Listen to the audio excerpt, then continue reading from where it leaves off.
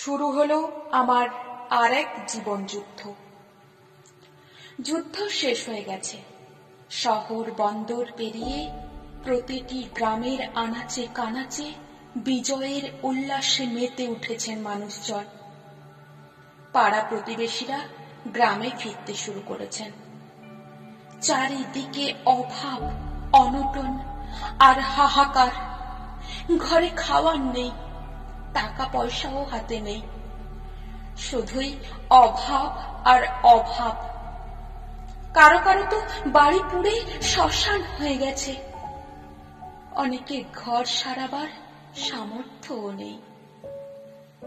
সবাই চোখে নতুন স্বপ্ন নিয়ে আবার ঘুরে দাঁড়াবার প্রচেষ্টা চালিয়ে যাচ্ছে নিজের মতো করে।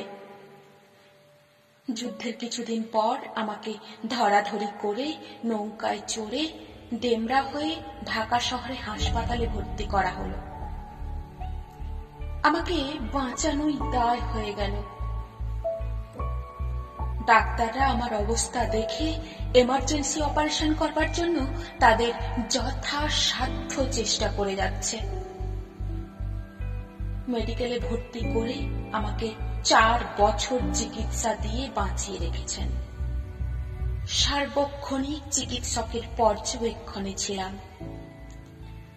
আয়া নার্স একজন সব সময়ই আমার বেডের কাছেই থাকতেন।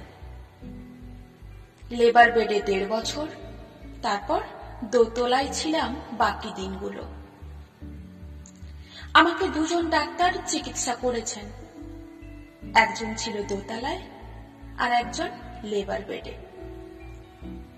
এই 4 বছরে আমার বড় বড় 5টা অপারেশন হয়েছে। ডাক্তার এই 4 বছরে আর কিছুই করতে পারল না।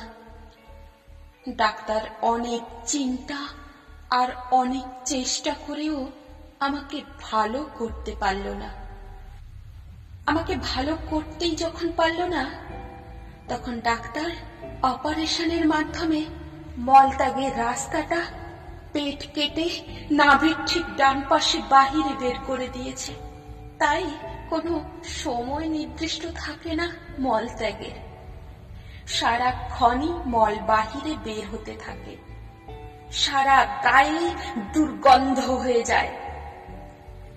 আশেপাশে কোনো মানুষ ঘেঁষে না।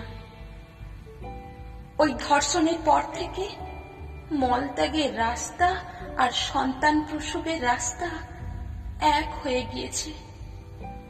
আর জরায়ু, যেখানে বাচ্চা থাকে, সেই জরায়ু দিয়েও মল বাহিরে বের হতে থাকে।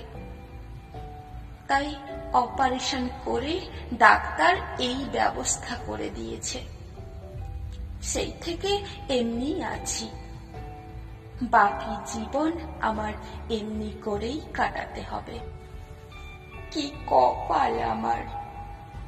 না পেলাম স্বামীর আদর সোহাগ, না পারলাম স্বামীকে সুখ দিতে। তারও কি কষ্ট কম?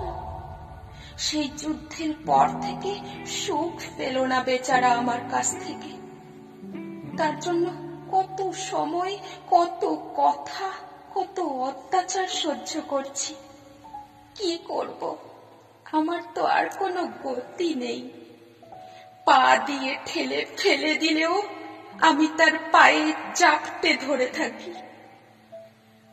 আমার জন্য অনেক কষ্ট করেছে, সময় দিয়ে, টাকা দিয়ে, আর সব জমি জমা বেচে বেচে আমার চিকিৎসার জন্য খরচ করেছে। এখন তো আর জমি জমাও নাই, আছে শুধু এই ঘর আর উঠোনটুকু, এই সম্বল। সংসার চালানোই এখন কঠিন হয়ে পড়েছে। কোনো কোনো দিন উপোসও থাকতে হয়।